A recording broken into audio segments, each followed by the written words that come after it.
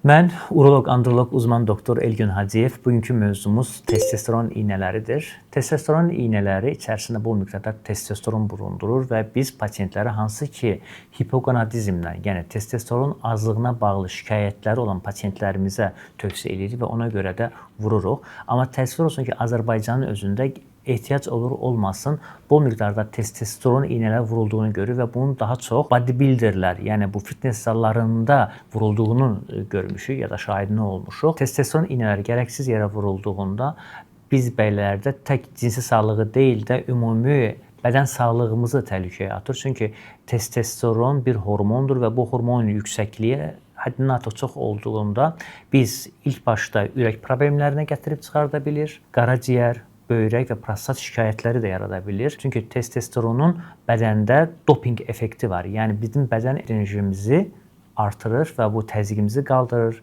qan yağlarını qaldırır.